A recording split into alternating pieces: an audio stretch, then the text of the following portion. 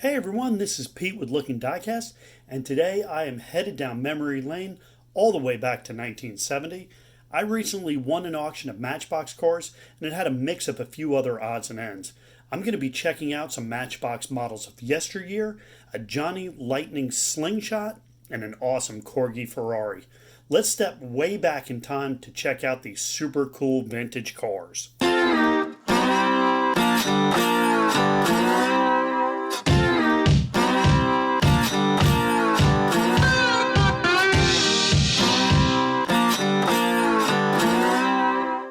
I bid on this lot based solely on these photos. These auctions can be a leap of faith. It says many made in England, some boxes. That's all the information it had. You don't really know the condition or if the boxes are even full. With the number of cars and an idea that they were in least decent condition, I placed my bid and won with a really low bid. Today I'm going to be checking out the bottom half of the case, the models of yesteryear, the Corgi Ferrari, and the Slingshot. This should be fun.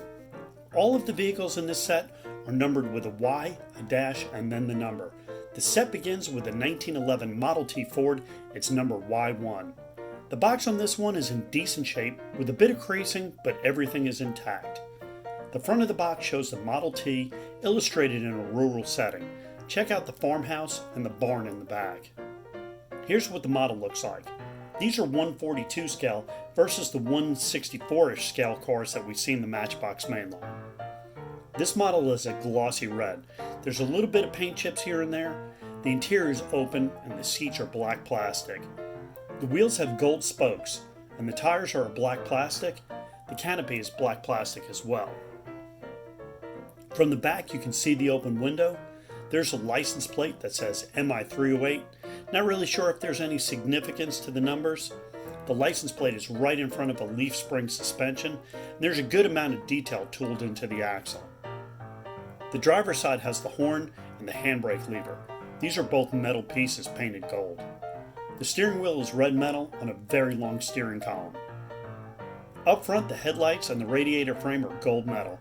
Pretty tough to see, but there's the Ford logo molded in, and that radiator is painted black metal.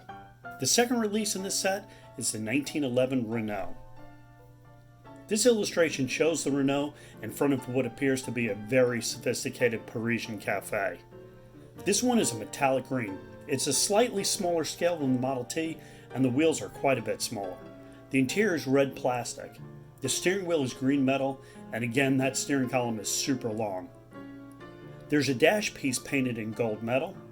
There's a little bit of detail tooled in the driver's compartment, and there's lights on the sides, no glass in the windows. The front bumper is gold, and the license plate says S2118. There's headlights with a huge amount of detail.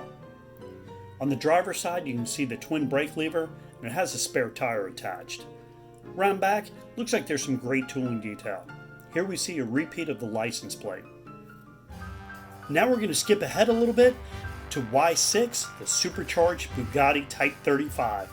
This one was built for racing, and the illustration shows the Bugatti at what looks to be Le Mans. Le Mans began in 1923, the same year as the debut of the Type 35 Bugatti.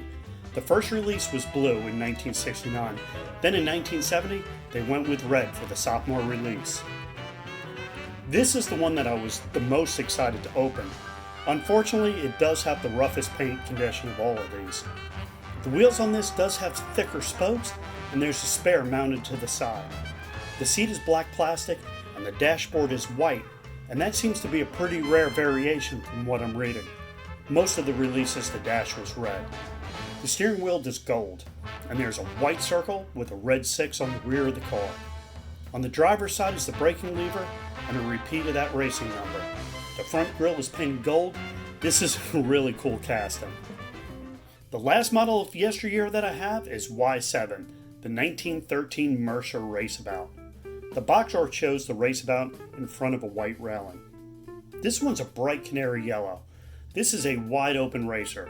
It has black plastic seats, a gold steering wheel, a gold brake lever, and a gold light up on the hood. We're back to those thin spoke wheels. On the back there's not one, but two spare tires. There's not too much other detail based on the original design of this car. The front grille is gold metal with the radiator painted yellow. There is a large crash bar up front. This is my first up-close look at the models of yesteryear. These vehicles are really well made, almost all metal, with a good amount of detail. So let's move along to the Johnny Lightning. In 1970, Topper was producing the Johnny Lightning cars. This is the Slingshot, and according to jltoppers.com, it came out in over 14 different colors that year. The version I found is gold, and it's a fairly common release. It has 6-spoke silver chrome wheels, and those spokes are just painted on the wheel.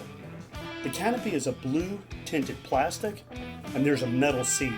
That metal seat looks to be part of the unpainted base.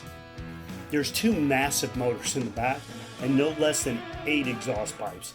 This is a really long and really low casting. The fact that the motors are plastic means that the weight distribution isn't too bad, and this may have been pretty quick on the track back in its day. The final vehicle that we'll be looking at today is a Corgi Toys Ferrari Berlinetta 250 Le Mans. This is another vehicle that I could not wait to see the condition of. With these old collectibles, condition is everything. I was really excited to see the box condition. There's a little wear in the corners, but no major tears or creasing. So far, so good. The artwork shows the Ferrari from the front and with the rear engine cover raised.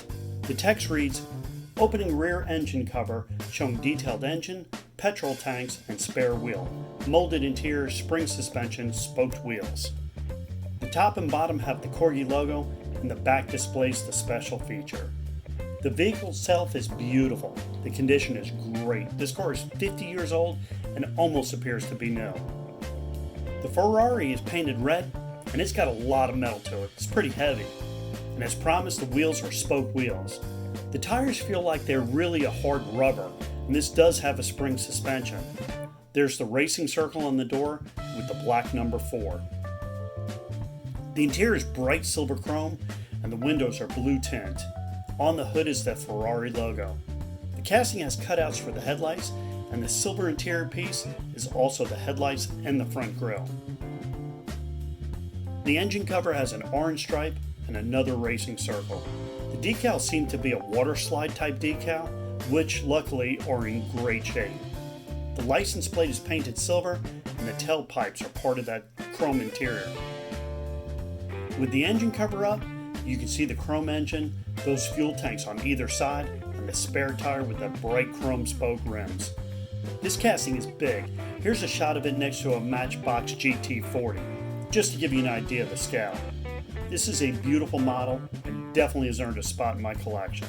Man, auctions are exciting. You never know what you're going to find, and sometimes you have to take a bit of a risk. This time I came out on top. Hope you enjoyed this video, and let me know if you collect any of these older cars, especially those models of yesteryear. I'm interested in seeing what people are up to. Thanks for watching, take care, and until I see you next time, enjoy the ride.